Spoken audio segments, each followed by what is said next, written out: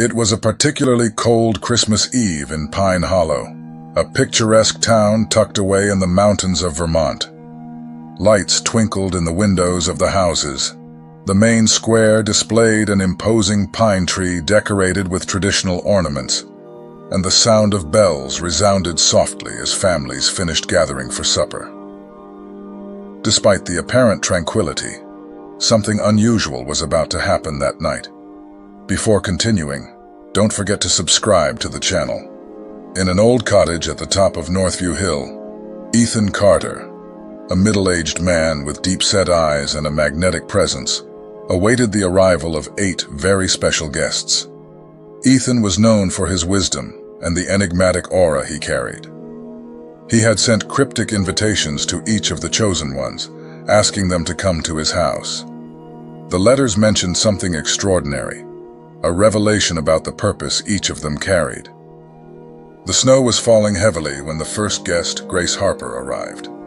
With clear eyes and a serene posture, she seemed to carry the weight of something far beyond ordinary comprehension. Soon after, Daniel Ward, Emily Carter, Sarah Johnson, and the others arrived, each bringing with them a unique story, but all connected by an invisible thread of fate. As the group gathered around the fireplace, Ethan started the conversation, his deep voice cutting through the silence. "You're not here by chance. Each of you has been called because you carry a gift, a mission. Today, on this Christmas Eve, we're going to discover how these stories intertwine to create something much greater."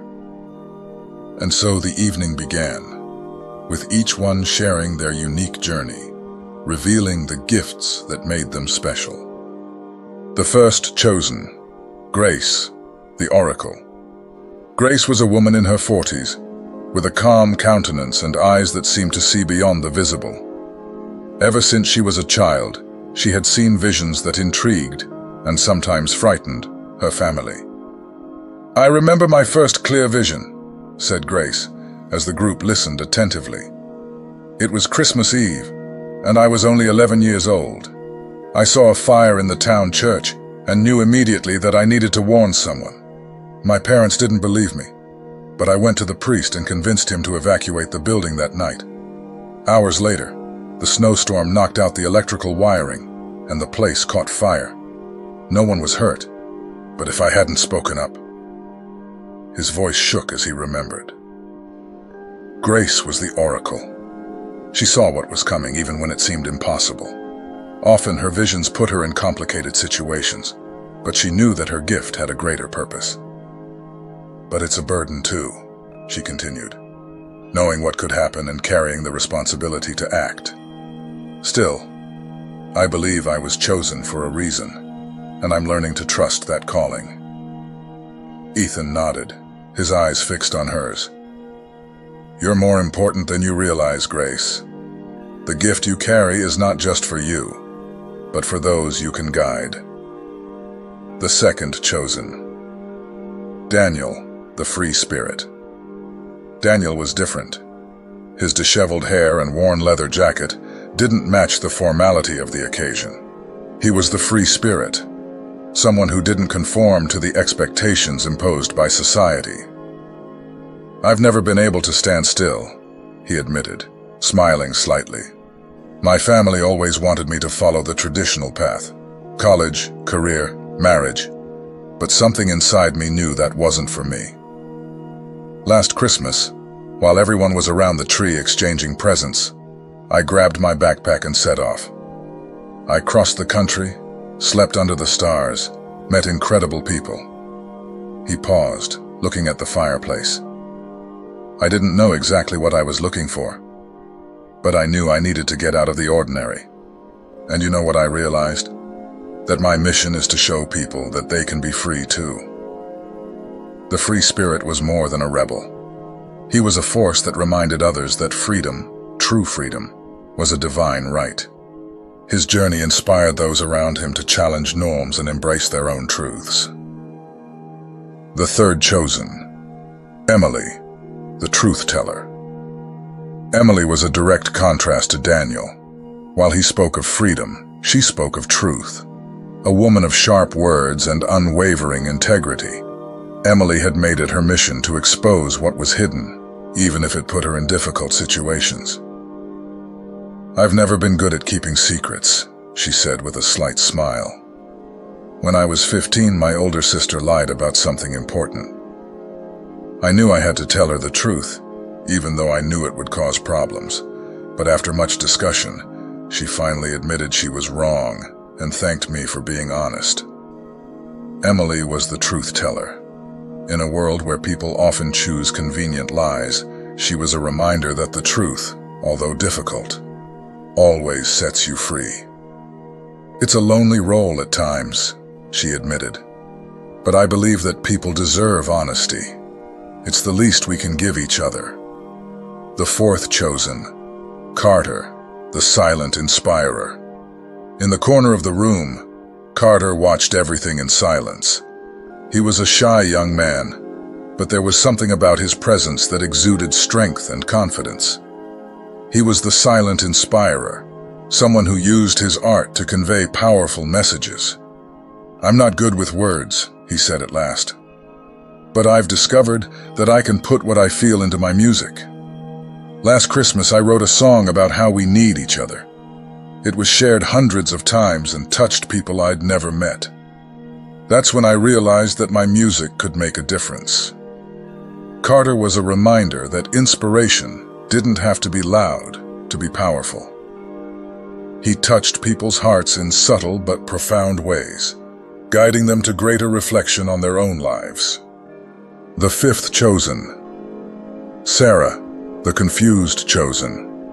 Sarah Johnson was a woman with a faraway look in her eyes, as if she carried the weight of invisible worlds on her shoulders.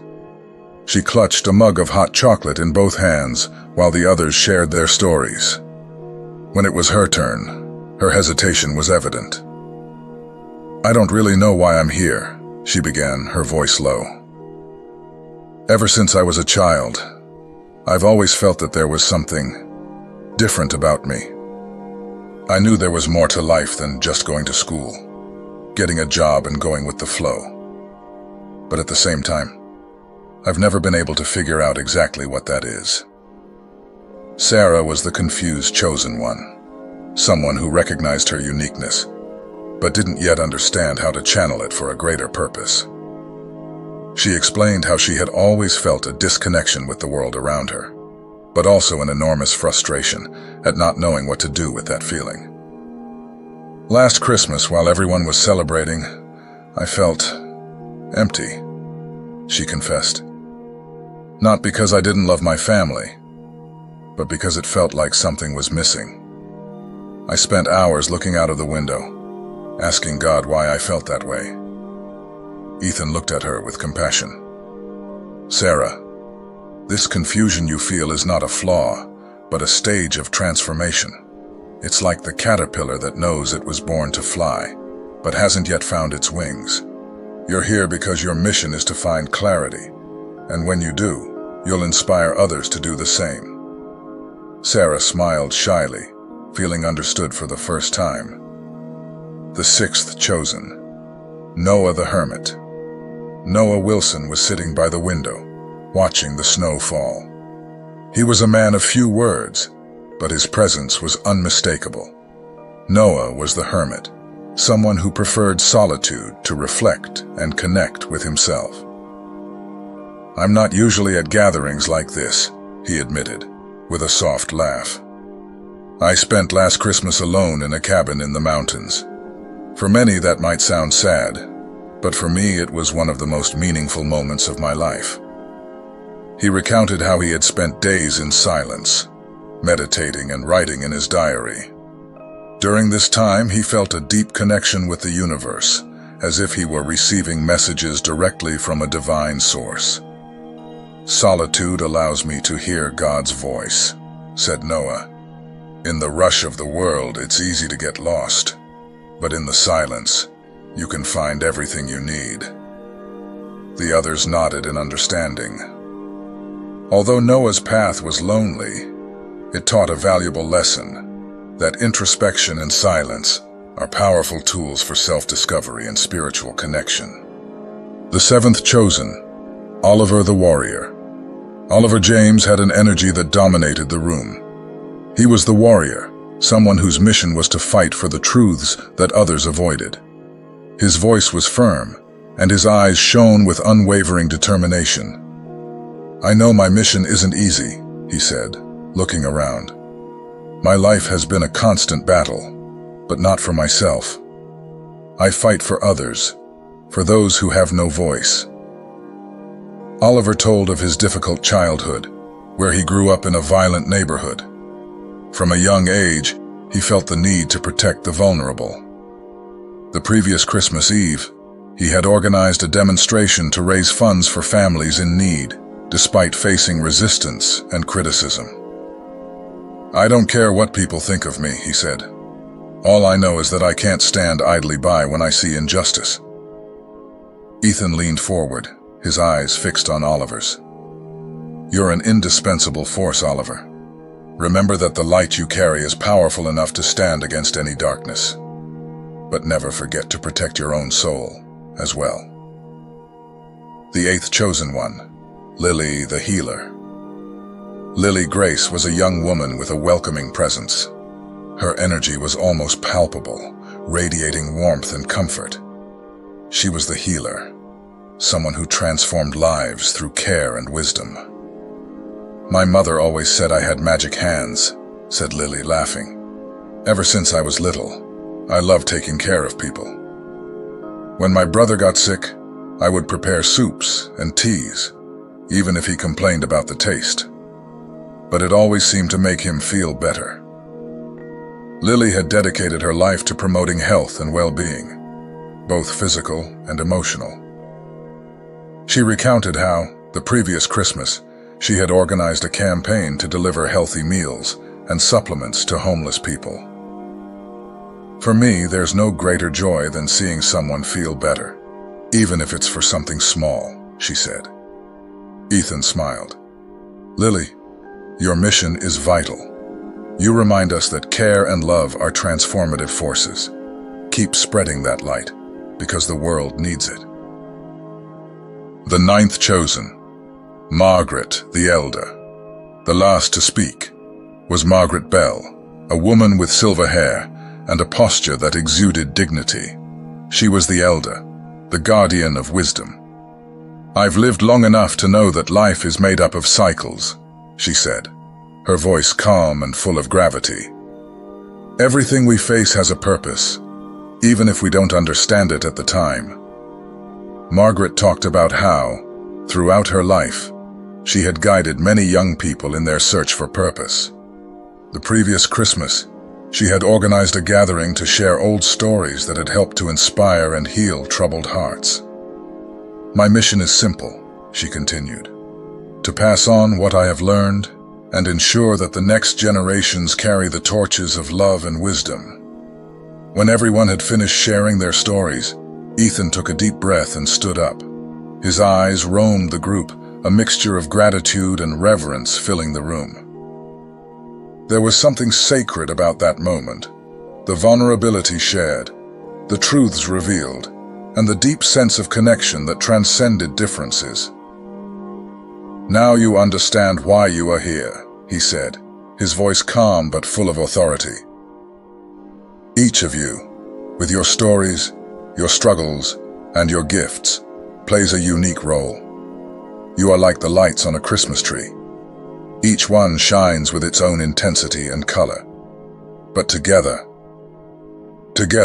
you illuminate something much greater. That's the beauty of being chosen. It's not just about who you are individually, but how your lights intertwine to create something extraordinary." For a moment there was silence. Not an empty silence, but a full, meaningful silence. Each person in the room seemed to be absorbing the words, feeling for the first time in a long time that their difference, their journey, their essence had purpose.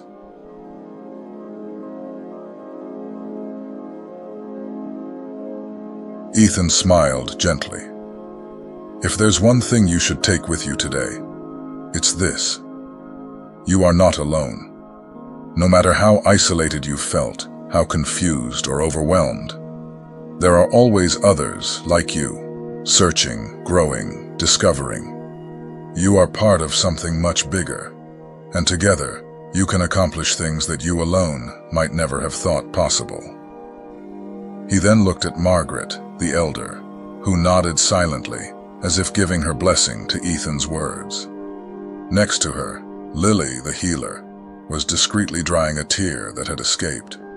Even Oliver the warrior, who usually maintained a firm posture, seemed to relax, as if he had finally found a place where he could let his guard down. Ethan continued, "If you, who are reading or listening to this, identify with one of these types, I want you to know that you too have an unparalleled role in this world.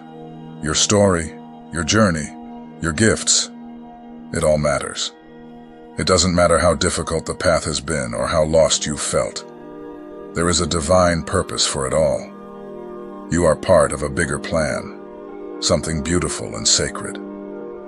He paused, letting his words resonate. But remembering this, especially in difficult times, can be challenging. That's why I want to share the Chosen devotional with you. This 40-day guide is designed to help you explore your purpose, strengthen your faith, and connect even more with the divine force that guides you.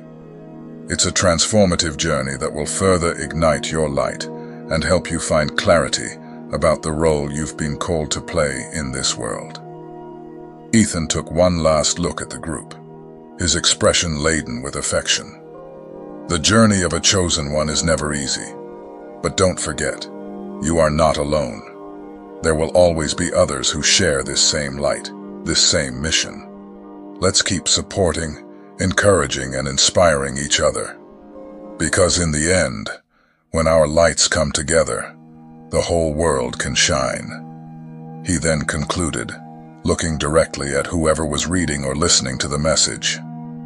If these words resonated with you, leave a comment. Tell us which type of chosen one most represents you. Share your story, your journey. Together, we can create a community where the light of each contributes to illuminating the path of all. You are loved, you are needed, and your light makes all the difference. Thank you for being part of it. May you find peace, purpose, and joy on this journey.